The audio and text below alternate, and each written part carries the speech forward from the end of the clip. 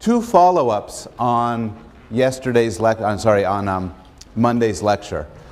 One is that somebody came up after class and asked when the preference for your own language emerges in development.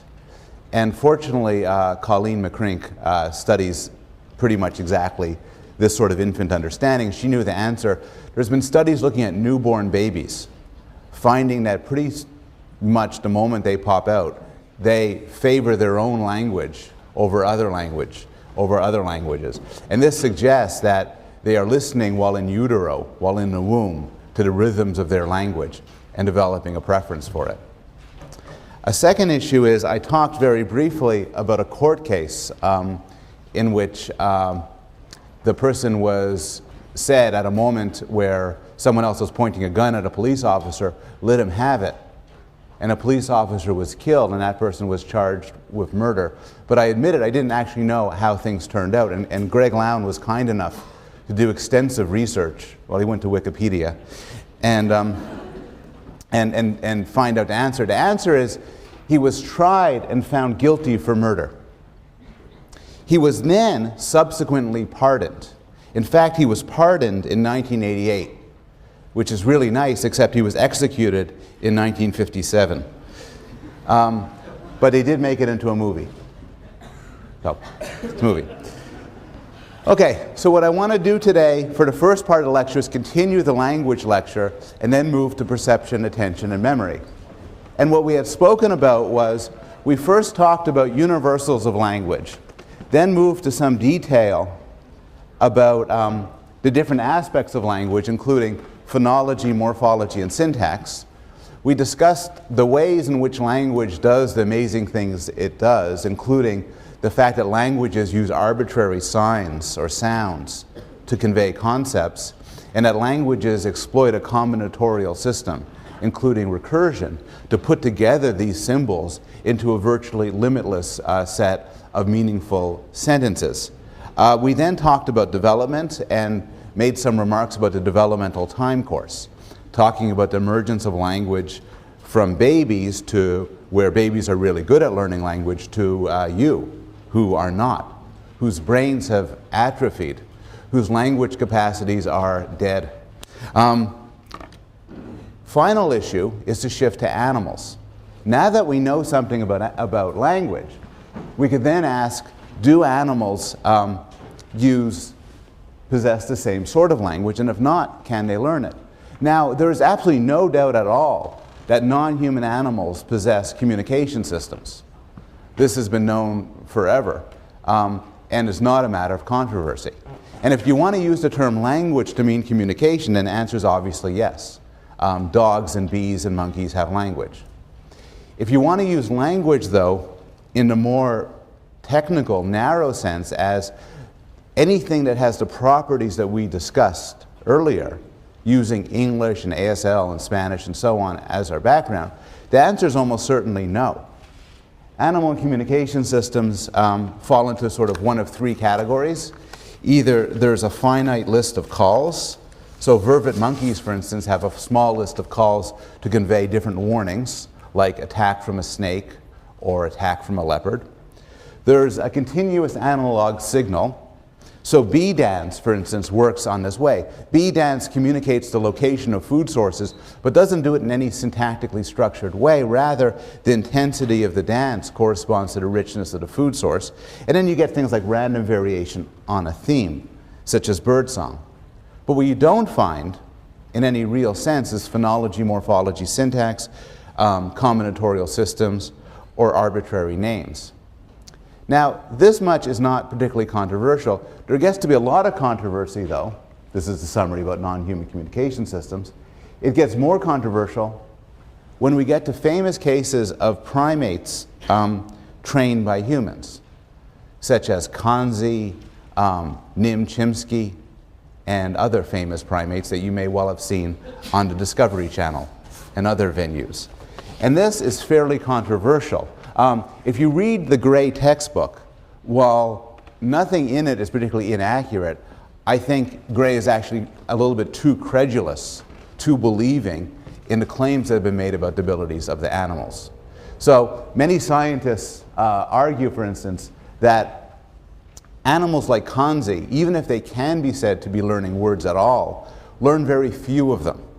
And it takes them extensive years of training to learn, unlike a normally developing child who could learn a word in a day or a word in an hour.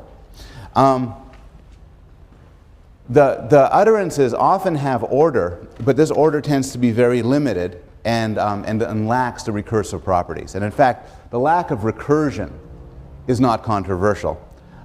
Finally, the utterances of chimpanzees, trained chimpanzees, are extremely repetitive. So what you often see on TV and in documentaries is a sort of a sampling. And the sampling could often be very impressive. But if you take just what they say at random, it tends to look like this. This is typical chimpanzee utterances just taken at random. Nim eat, drink eat me nim, me gum, tickle me nim play, me eat, me banana, you give, banana me eat, give orange me give, eat orange me eat orange. Lila Gleitman once commented that if any normally developing child spoke like this, his parents would rush him screaming to a neurologist. There's a broader question here, which is, why would we ever expect a chimpanzee to learn a human language? We don't normally expect one species to have the capacities associated with another species. So bats use echolocation to get around, and some birds navigate by the stars, but there's not an active research program seeing if cats can use echolocation or dogs can navigate by the stars.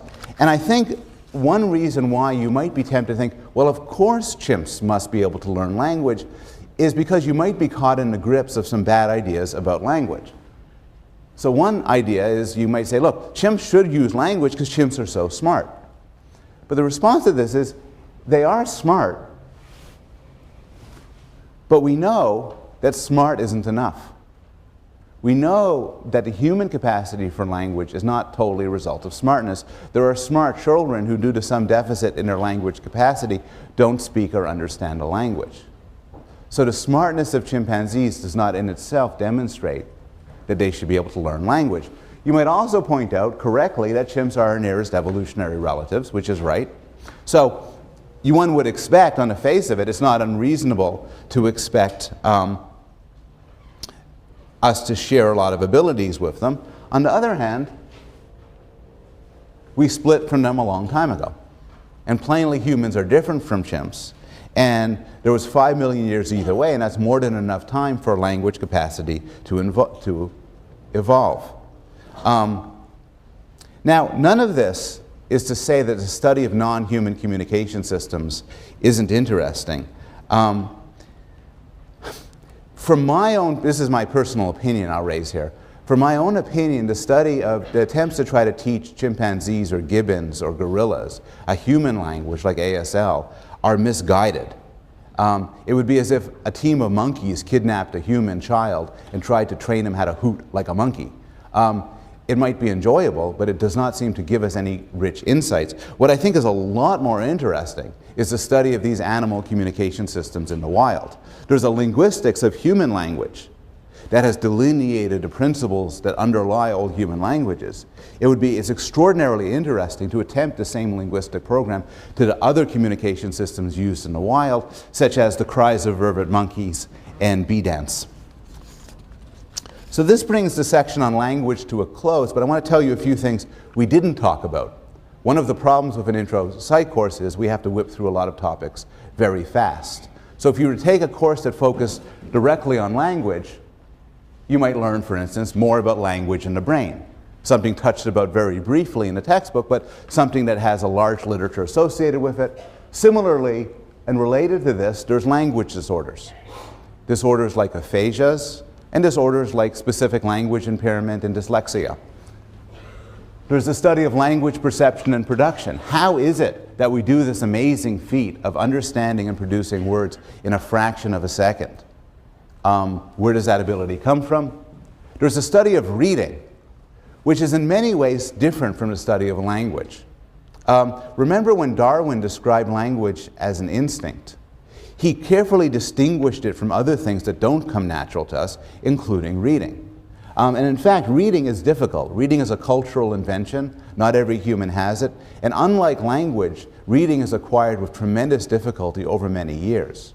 On the other hand, reading plainly intersects with language. It's a new way of conveying language, moving out from speech to writing. And the psychology and neuroscience of reading is thus very interesting. There's bilingualism and multilingualism. The questions people in this room typically are going to be interested in is, does it matter for how well you learn language, whether you're learning 1 or 2 or 3 or 4? How is it that a multilingual encodes all these different languages inside a single brain? And so on. Finally, a very hot issue is that of the relationship between language and thought. And I'm actually, a few years ago I taught an entire seminar called Language and Thought, devoted to precisely this question. And it's a cool question, and it could break up into 2 very general questions. One is language necessary for abstract thought? And one way to answer that question is to look at creatures without language, like babies and chimpanzees, and see how smart they are. It might be that they're very smart, in which case it would suggest you don't need language for abstract thought. On the other hand, it might be that they have certain cognitive limitations, which would suggest that language is essential for abstract thought. Then there's a related question. Even once you know a language, does the structural properties of the language that you know affect the way you think? And the claim that the language you know affects how you think is sometimes described as linguistic relativity, or the Sapir-Whorf hypothesis. So for instance, there's a lot of research looking at speakers of different languages, such as English versus Korean, and seeing whether structural differences in these languages affect how you think. Now, some of this work is discussed in the readings, both the Gray textbook and the selections from the Norton Anthology, and this makes up, again, I've showed this to you on Monday, your reading response, where you have to address this question and take your best shot at answering it. What are your questions about language?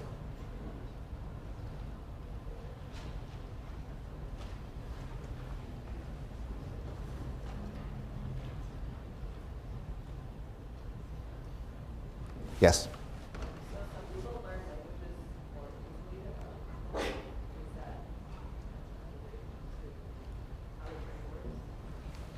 The question was raised, some people learn languages easier than others.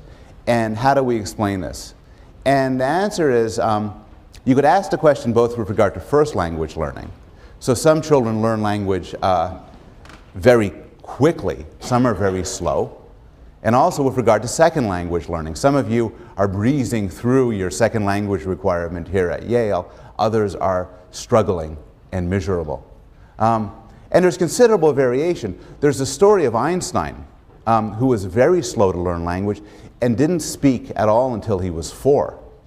And in fact, he said his first words when all of a sudden he was having supper with his parents, and he put down the spoon and he said, "The soup is too hot." And his parents stared at him astonished and said, "You've never spoken before." And he said, "Well, up to now, everything's been fine." It's not a true story. The question of why and where these differences come from, nobody really knows. And it's surprisingly hard. There's a slight advantage for being female. Girls are slightly more advanced in language than boys, but it's not a big one. And you need like 100 people to just see it statistically. There's a big genetic factor. If your parents learned language quickly and learn other languages quickly, you're more likely to. But an understanding of the brain bases of these differences, or the cognitive bases, or the social bases, is largely an open question. Yes? Yeah?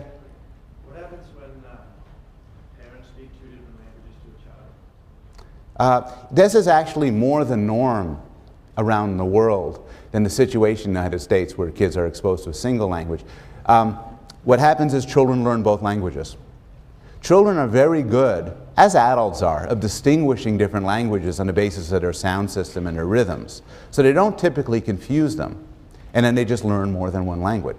And that's actually more the average state of affairs around the world. Yes? You say that people who are right-handed learn language in one particular area of the brain, but you never really fully explain what happens with left-handed people and people in other areas. And that's complicated. The question is about the hemispheric specialization for language. And I don't have actually much more to say than what I said before, which I agree is deeply unsatisfying. If you're right-handed, language is probably on the left side of your brain. How many people here are left-handed? For you, we don't know. It varies. Some of you have it on the left side, some of you have it on the right side. For some of you, it's kind of diffuse. Now, why is this? And in fact, why are some people right-handed and others left-handed in the first place? Those are really good questions. Yes? Two languages at once in early childhood would mean that you learn each language to detract from learning one language really well? Yes. I'll answer that question. Unfortunately, it's going to be the last one, and then I'll go to vision. The question is, does learning more than one language cause you to learn them slower than just learning one language? And it would stand to reason that it would. There's a finite amount of mental resources. If I'm just learning English, I use all of it for English. If I'm learning English and Spanish, I kind of got a split, and you'd expect them to be each learned slower. It's one of the surprises of the study of language development that common sense view does not appear to be true. Children learning more than one language seem to show no deficit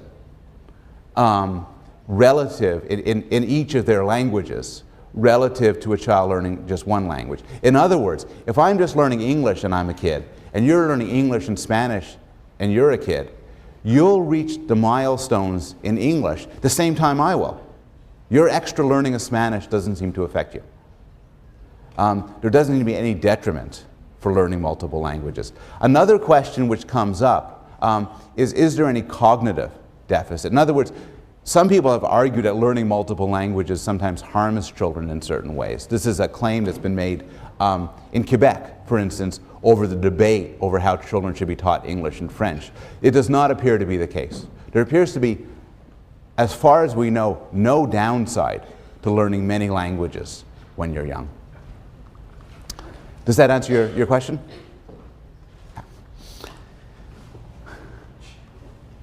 I want to move now to the topic that will take us through today and through the beginning of next week. Perception, attention, and memory. And I'm putting them together instead of treating them as separate lectures because there's a sense in which they're the same story. You see a scene, you see this scene, and you're looking at it, and you're perceiving it. It's coming through your eyes. And you're interpreting it. You see something. You see a man, you see a house.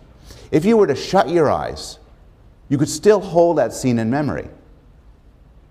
And a week later, if I'm to ask you about that, like what season was it, you would do pretty well. This is the story I want to talk about, how we do this. And in the course of this, I want to make a series of claims that go something like this. For perception, I want to first persuade you the problem of perception is hard. And that successful perception involves educated and unconscious guesses about the world. For attention, I want to suggest that we attend to some things and not others, and we miss a surprising amount of what happens in the world. For memory, there are many types of memory. The key to memory is organization and understanding, and you can't trust some of your memories. How many of you remember where you were at 9/11? Many of you are wrong. And I am never going to persuade you of this, because you have certain memories, and you could tell the story. Everybody could tell the story, where they were when the towers went down. But clever psychologists on September 12th said, let's do a study. And they asked people, where were you yesterday when you heard the news? And they told them. And then they went back to them later, a year later, 2 years later, and said, tell me about what happened September 11th. And everybody said, I remember totally where I was. I have a very and often the story was wrong.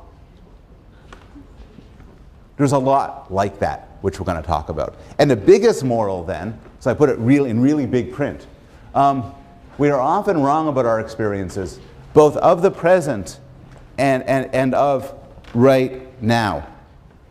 So let's start with perception.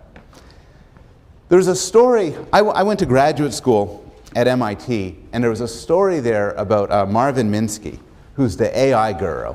He, if you've heard of the phrase artificial intelligence, that was him. And if you heard the claim that people are nothing more than machines made of meat, also him. Well, there's a story where he was doing work on robotics, and he was interested in building a robot that could do all sorts of cool things. That's like a robot. And the story goes, the robot had to, had to see the world. It had to be able to pick up things and recognize people and see chairs and navigate its way. And Minsky said, that's a tough problem. It's going to take a graduate student a whole summer to figure it out. And he assigned it to a graduate student for a summer project. Visual psychologists, perception psychologists love that story because the study of computer vision and robotics vision and the attempts to make machines that can identify and recognize objects has been a profound failure. There is, at this point, no machine on Earth that could recognize people and objects and things at the level of, you know, a really dumb one-year-old. And the reason why is that it's a much harder problem than anybody could have expected. Well, what makes it such a hard problem? Well, one reason why you might think it's an easy problem is you say, okay, we have to figure out the problem of how people see. Well, here's what we do. You're over there, and here's your eye, and somehow it has to get to this television monitor, and then you look at it, and that'll solve the problem of how you see. So sometimes people say, hey, I hear the eye flips things upside down. I guess this guy's going to have to get used to looking at things upside down. That's an interesting problem. No, that's not the way to look at it, because that doesn't answer any questions. That just pushes the question back. Fine, how does he see? We're not answering anything. Similarly, although the Terminator's view of the world may correspond to that, that doesn't solve any problem about how he actually sees. So he has all these numbers shooting out there. Well, he has to read the numbers. He has to see this. This is my iTunes. That's inadvertent. Here's the right way to think about perception. You got the eye, which is very ugly and bloody, and then around here you have the retina. And the retina is a bunch of nerve cells. And the nerve cells fire. That's for some stimulus and not others. And from this array of firings, firing, not firing, firing, not firing, you have to figure out what the world is. So a better view is like this. The firings of the neurons could be viewed as an array of numbers. You have to figure out how to get from the numbers to objects and people, and to actions and events. And that's the problem. It's made particularly a difficult problem because the retina is a two-dimensional surface. And you have to infer a 3D world from a two-dimensional surface, and this is, from a mathematical point of view, impossible. And what this means is that for any two-dimensional image, there's an indefinite number of three-dimensional images that correspond to it. So for instance, suppose you have this on your retina, an array of shape like that. What does that correspond to in the world? Well, it could correspond to a thing just like that you're looking for, or it could correspond to a square that's tilted backwards. And so you have to figure out which is which. And the way we solve this problem is that we have unconscious assumptions about how the world works. Our minds contain certain assumptions about how things should be that enable us to make educated guesses from the two-dimensional array onto the three-dimensional world. And I purposefully did not make the slides available for this class ahead of time because I don't want people to cheat. But there are several points where you could look at the slides and confirm that some of the things I'm going to tell you are actually true. And I want to give you 3 examples. One is color. And I'm going to conflate here color and brightness. The other is objects, the other is depth. First, the problem of color. How do you tell a lump of coal from a snowball? Well, that's a lump of coal. And that's a snowball. It's from Google Images. How do you know which is which? Well, the lump of coal you say is black, and the snowball is white. How do you know? Well, maybe you have on your retina responds to sort of color that hits it. It's oversimplified, but let's assume that this is true. So this is black coming out, and that's white, and that's how you tell. But in fact, that can't be right. It can't be right because objects' color is not merely a matter of what material they're made of, but of the amount of light that hits it. So as I walk across the stage, I fall into shadow and light. And none of you screams out, "Professor Bloom is changing colors." Rather, you automatically factor out the change in illumination as this is happening. And this could actually be quite striking. So you see this display over here. Take a look at those 2 blocks. I take it you see this one as lighter than that one. You do. You might imagine this is because this strip is lighter than this.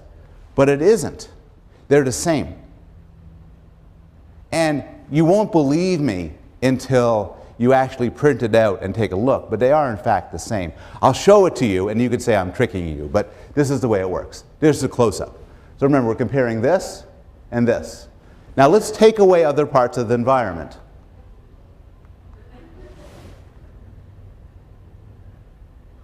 And you'll see they're the same. Now you say, but hold it, this can't be the same as this. But the answer is, goes like this. We know shadows make surfaces darker. We don't know this like, hey, here's something I know. Rather, we know this in that it's wired up in our brains. So when we see a surface in shadow, we automatically assume that it's lighter than it looks, and we see it as lighter. And you could show this by removing the hues to the shadow. You see it as it really is. And this is an illustration of how the information to your eyes is just one bit of information. The degree of light coming from a single source is one bit of information that you use to calculate certain assumptions and come to a conclusion. Here's a different kind of example, objects. You see this, and you automatically and intuitively segment it into different objects. You segment it into a man and a house and birds and trees. How do you do this? It turns out to program a computer to segment a scene into different objects is hugely difficult. And the question of how we do it is to some extent unknown. But one answer to this question is there are certain cues in the environment that are signals that you're dealing with different objects. And these cues are often described as Gestalt principles. So one example is proximity. When you see things that are close to each other, you're more likely than not to assume that they belong to the same thing. There's similarity. That display could correspond to an indefinite number of objects, but you naturally tend to see it as 2. You do one with one texture pattern, the other with the other texture pattern. Closure. The fact that this is a closed square here suggests it's a single object. Good continuation. If you had to judge, this could just as well be 2 shapes, one that runs from A to C, the other one that runs from D to B, but you don't tend to see it that way. Rather, you tend to see it as one that runs from A to B, the other one that runs from C to D. Common movement. If things move together, they're a single object. And good form. You see the object over there. In the absence of any other information, you might be tempted to say that's a single thing. A plus sign maybe. This, because it has lousy form, you're more tempted to say it's two things, one thing lying on top of each other. And these are the sort of cues, expectations. None of them are right. There's cases where they could all fool you.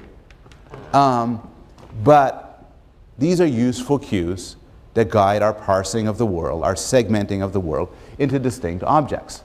Here they are summarized. And here's a case where they fool you. So you might think, if you're suggestible, that there's a triangle here. And this is a case where there's certain cues driving you to think that there's a triangle here. There is, however, no triangle here. If you cover up these little Pac-Men here, the triangle goes away. Similarly, there is no square in the middle. There is no square. It's very matrix. And these are illusions because these are cues that there should be a square there, the regularity of form. Finally, depth. You see this, and you see it on one level as a flat thing. Another level, you look inside the picture, and you see, for instance, that the man is in front of the house. You look at me, and you see the podium, and if you have a terrible neurological disorder, you see this strange creature that's half podium leading onto a chest and up to a head, that sort of the top of him is wiggling and the podium staying still. If you are neurologically normal, you see a man walking back and forth behind a podium. How do you do that? Well, this is really a problem because I can give you a technical reason why vision is hard, but crudely, you got a two-dimensional retina and you have to figure out a three-dimensional world. How do you do it? And the answer, once again, is assumptions or cues. There's certain assumptions the visual system makes that aren't always right. And in fact, in cases of visual illusions can be wrong, but will guide you to perceive the world in a correct and accurate way. So for example, there's binocular disparity. This is actually a sort of interesting one. This is the only depth cue that involves two eyes. If I look at you pretty close, the image I get here and the image I get here are somewhat different. Or I have to focus my eyes together to get the same image. If I look at you and back, they're almost identical. Because the further away, given the two eyes that are static, the closer the images look. And it's not, again, that you say to yourself, oh, back there in orange, it's the same image in my right eye and my left eye, he must be far away. Rather, unconsciously and automatically, you make estimations on how far people are in depth based on binocular disparity. There's interposition. How do you know I'm in front of the podium and the podium's not in front of me? No. How do you know the podium's in front of me? Well, from where I'm standing, it's right. How do you know the podium is in front of me? Well, because, I'm walking here and then it cuts into me.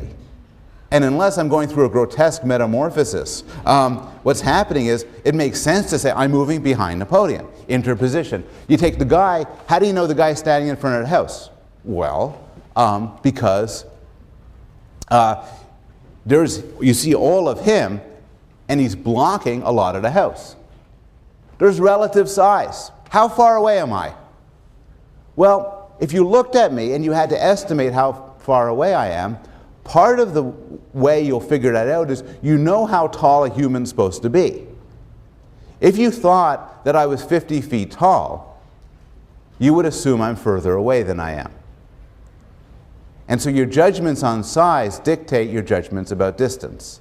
Usually this cue isn't necessary, but if you look at the Empire State Building, if you go into a field and you see a tower and you look, your judgment of how far away the tower is going to be depends on your knowledge of how tall a tower should be.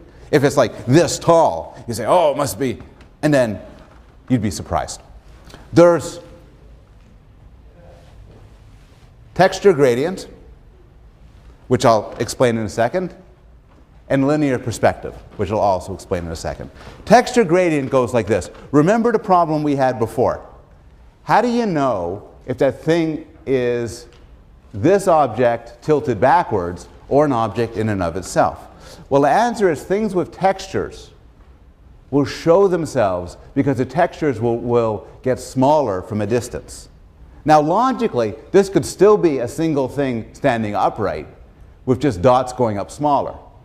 But the natural assumption is the reason why the dots recede in this regular fashion is because it's receding in depth.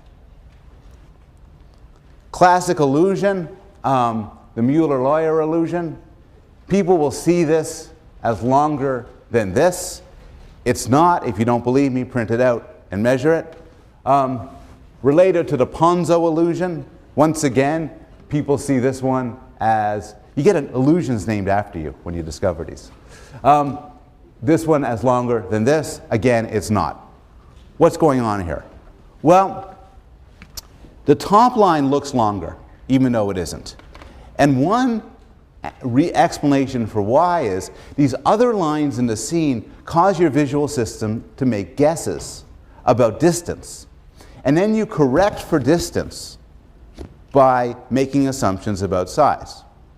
If you have two lines, you get a bit more detail in a second, but if you have two lines and they take up the same amount of space on your retina, but you believe that one is 100 feet away and the other is 50 feet away, the one that's 100 feet away you will see as bigger because your brain will say, well, if it takes up just this much space, but it's further away, it must be bigger than something that's closer and takes up that much space. And that's what goes on here. For the top line, for the Mueller-Lawyer illusion, we assume that this is further away and this is closer based on the cues to distance. And the cues factored in. And because we assume that this is further away, we assume it must be bigger to take up the same space as this, which is closer. Similarly for the Ponzo illusion. There's linear perspective. Parallel lines tend to recede in distance. If this top one is further away than this, but they take up the same size in your eye, this one must be bigger, and you see it as bigger. And the book offers more details on how these illusions work. I'm going to end with an illusion that I'm not even going to bother explaining.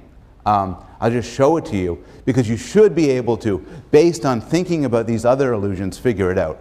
It was developed by Roger Shepard. Oh, you know that. And they're called Shepard tables. And the thing about it is these look like two tables.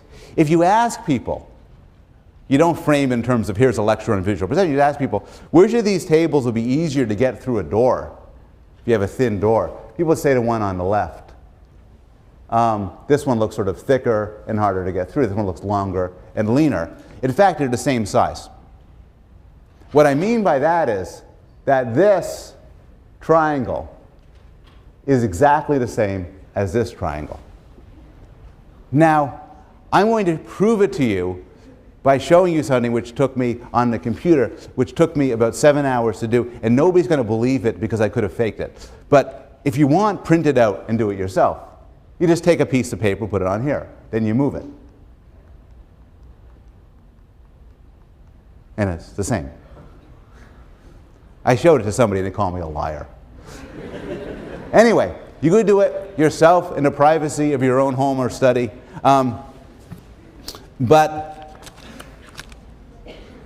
what I'd really like you to do after you do it is say, okay, fine, why does this one look longer and thinner than this one? And the answer is the same answer that will explain the Mueller-Lawyer illusion, a Ponzo illusion, having to do with cues to depth and the way your mind corrects the perception of depth. And that's all I have to say at this point about perception. I want to move now to attention and memory. And I want to treat attention and memory together. We are fascinated with memory, and in particular, it's particularly interesting when memory goes wrong. It's particularly fascinating what happens in cases of amnesia. So for example, I need like a volunteer who's like willing to do a little bit of acting. Very little bit. Incredibly little bit. Really, excellent, okay. So you just stay there. So pretend you have amnesia, okay? What's your name? I don't know. Perfect. I'm really glad you said that. That's the wrong answer. Because you don't have total amnesia, you still remember English. Okay, it's very clever. Okay. So you couldn't have lost all your memories. You have English. You. So we'll do you. What's your name?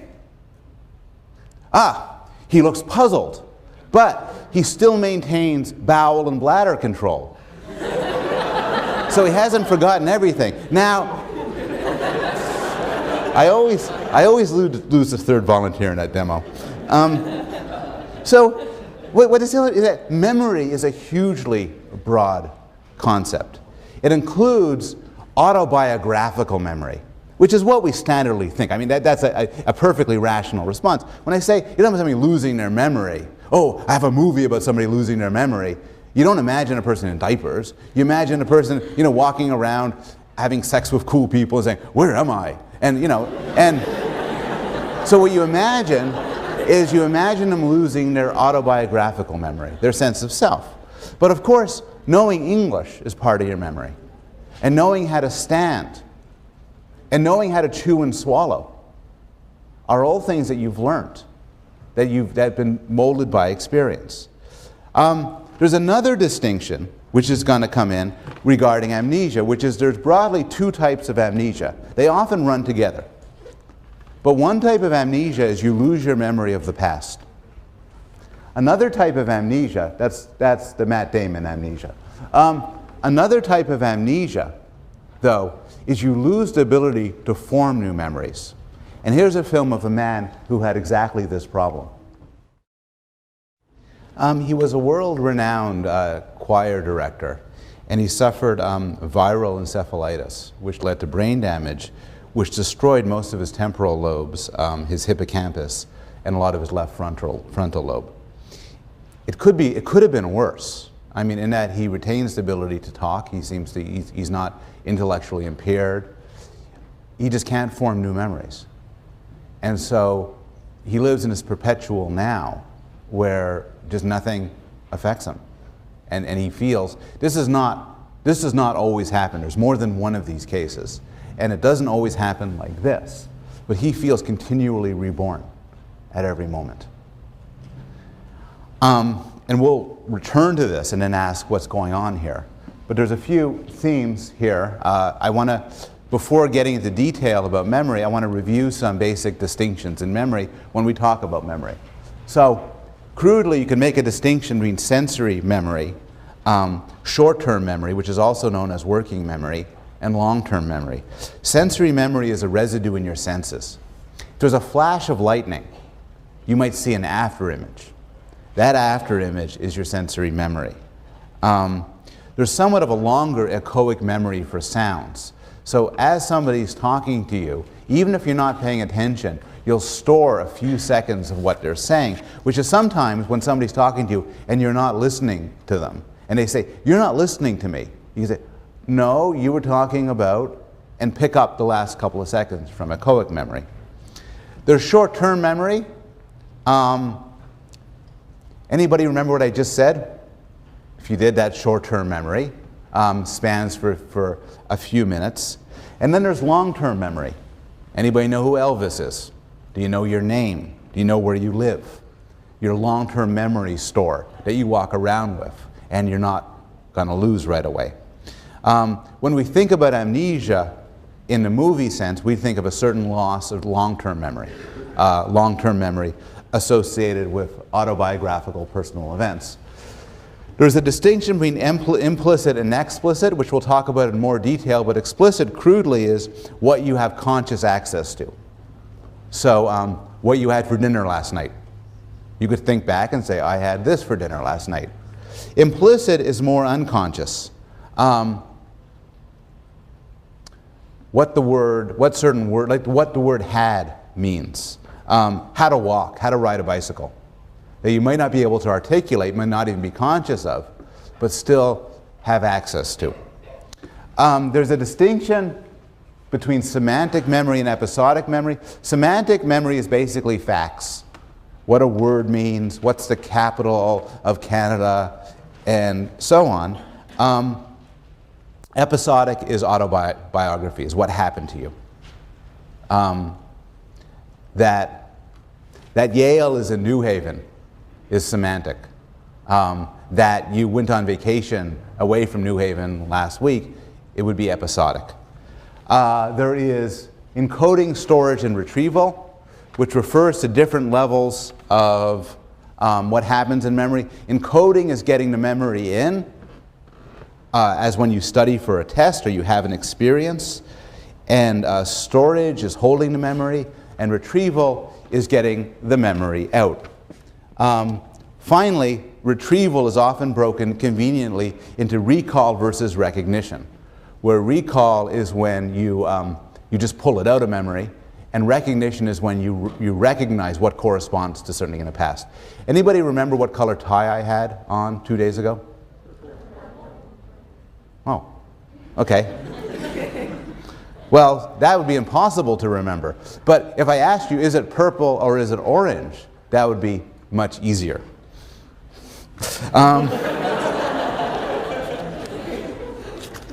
Now, you could break up crudely the memory into stages. So you start with sensory memory, is just the stuff that comes in, leading to short-term memory, leading to long-term memory. And this stage theory is something which we'll discuss in more detail. But this leads us to the issue of attention. How do you get memory from your sensations, from what you're hearing? I'm speaking to you and you're hearing me. How does it ever get in to the other systems? What decides what's remembered and what's not? There's all sorts of things happening to you now. The seat of your chair is pressing against your butt. You don't think, oh, I want to remember this forever. The seat's pressing against my butt. You know, your neighbor is exuding a certain sort of smell. You're thinking about something, your eyes follow. Not everything gets in memory. You'd go mad if you tried to remember everything. You can't. So what determines what gets into memory? Well, one answer is attention does. And attention could be crudely viewed as a flashlight, a spotlight on experience that willingly zooms in on something and makes it memorable. Attention has certain properties. Some things come from attention to attention effortlessly and automatically. Here's an example. You're going to see an array of letters here. One of them is going to be green. When you see the green one, please clap. No, not this green one. There's going to be another slide. Okay, you're ready now. Okay. Now, find not that O, but there's going to be an O. When you see it, clap. Okay. Sometimes it's work. Find the red O.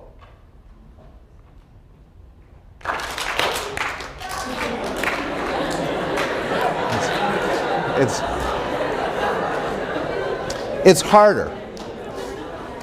Sometimes attention is involuntary. I need a volunteer, and all I want to do is I want to show you colors on the screen, and I'd like you to name the colors as they come out. You up for this? Oh. The first one's easy. You have to just go down the colors. Anybody? Okay. Red, green, blue, black, green, blue, red, blue, black, red. Excellent. Okay. Now these will be words, but just name. Okay, you. Just name the colors. Green, red, blue, red, green, black, red, blue. Perfect. Now we'll go back to you. Same deal, words. Red, blue, green. No. Don't. I know you can read the colors. Okay, blue, green, red, green, black, green, blue, black, red. Blue, black, red, black. Very good, actually. That's known as the Stroop effect. Being an expert reader, as you are, your knowledge of reading, your attention to what the words meant, subverted your desire to do the task. You couldn't make that go away even if you wanted to. If somebody gave you $1,000 to read this as fast as you read this, and as fast as you read this, you'd be unable to. You can't block it. There's some interesting discoveries about attention. I have a demonstration here. I'd like people actually, it's important, some of you may have seen this before. It's important for you to be silent throughout it. What you're going to see is you're going to see two teams of basketball players. One of them is going to have white t-shirts. The other one will have black t-shirts. They'll be passing balls back and forth. What I'd like you to do is count in your head how many passes the white team does with the ball. What number did people get? Okay. Did anybody notice anything unusual? Did anybody not notice anything unusual? Okay, some people did not notice anything unusual. Those who didn't see anything unusual, watch this again and just watch it. About 50% of people, when counting, who have never seen this before, don't notice anything. But then when you're not counting, it's kind of obvious what you're missing.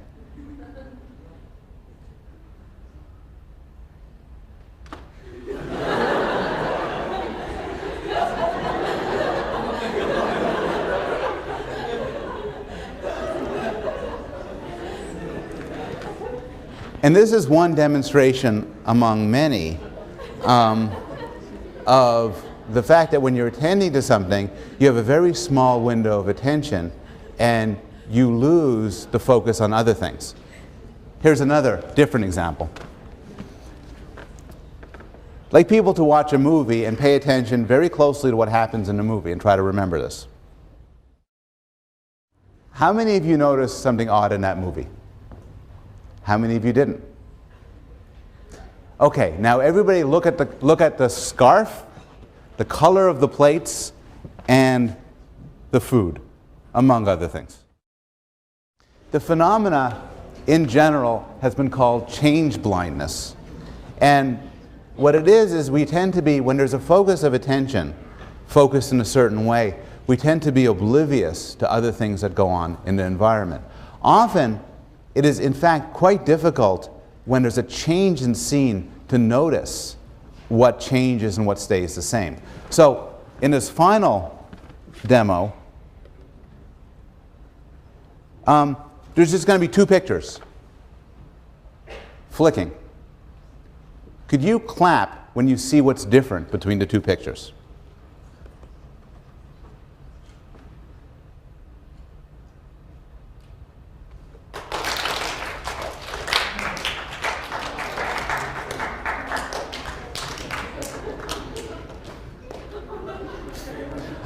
I myself am terrible at these things. I have a lot of sympathy. How many people never saw it?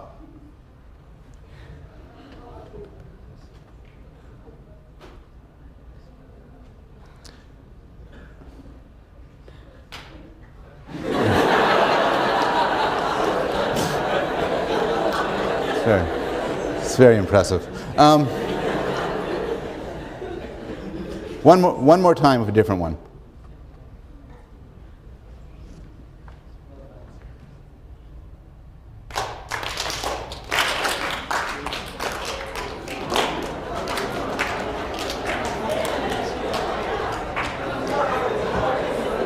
Did anybody not see it?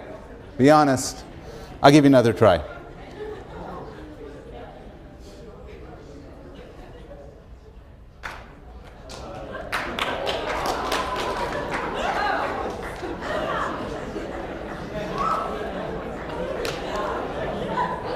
Okay, I'll put you out of your misery.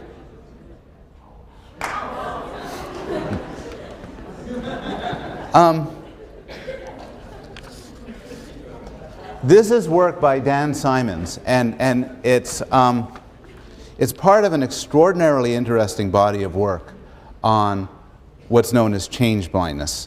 And what this means is, the phenomena is, we have a very narrow focus of attention. And huge changes can happen that we are oblivious to. This is why in movies there are so much difficulty with continuity changes. Dan Simons is also famous for having brought this outside of the laboratory. In some classic experiments, I'm trying to get the film corresponding to them, what he did was he did this great study in the Cornell campus where he was, where what would happen is they would get some unsuspecting person walking through campus, and some guy would come over and say, "Excuse me, sir, I'm lost. Could you help me with directions?" And have a map. And then the person would say, "Sure." And then there'd be two construction workers holding a door. And these guys were going to rudely bump between these two characters. And then the experimenter would get switched with another guy. So now when these two guys walk away, the subject is standing there with an entirely different person. What's interesting is nobody notices. They notice if the person changes sexes. Didn't you used to be a woman? And they notice if the experimenter changes races. But most other changes they're oblivious to. There's another experiment, I think Brian Scholl did this one, but it may have been Dan Simons, where what happens is subject comes into the lab, they say, you know, you got to do an experiment with us, you need to sign the human subject form. Hands in the form. Experimenter, the subject signs the form. Experimenter takes the form, says, "Thank you, I'll put it down here." Goes down here, and then a different person pops up. People don't notice. And there's a certain level in which we're oblivious to changes. What's weird is we don't think we are. We think we see the world as it is. And we don't notice that when we're attending to something, everything else gets blanked out. And so about 50% of people who have never seen this demo before, the gorilla demo, they don't notice the gorilla. And you couldn't imagine anything more obvious. The gorilla study was actually done a very long time ago. And it was originally done in a different way. But I'll show it to you just because this is the original study. And now that you all know what to expect, oh, not that one. Oops. Hey, Jill, did you hear about the Nope. parade? What parade? It's going to be on Saturday. It's going to be here? Yes.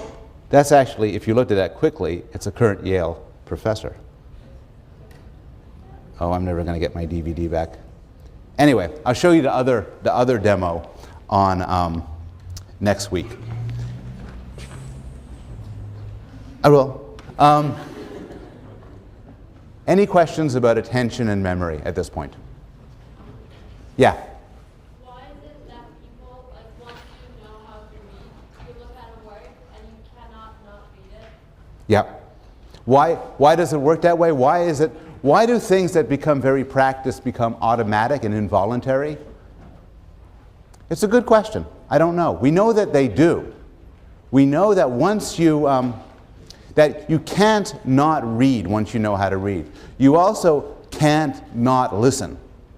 You know, if I'm talking to you and I'm extremely boring, but I'm talking to you, it's very hard not to listen.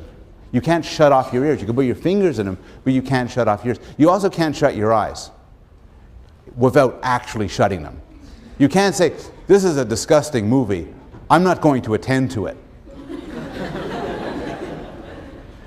So that's not answering your question. It's just saying that your observation is a right one and a more general one. When you're good at something and you're over-practiced, it becomes involuntary and you cannot stop it. Okay, well, oh, one more in back. Yes? Well, no, sorry, over there. Yeah. Did he remember things before his accident? Yes. He had some amnesia of events before his accident, but he did remember things, like he knew his name and he knew other things about his life. Okay, I'll see you next week.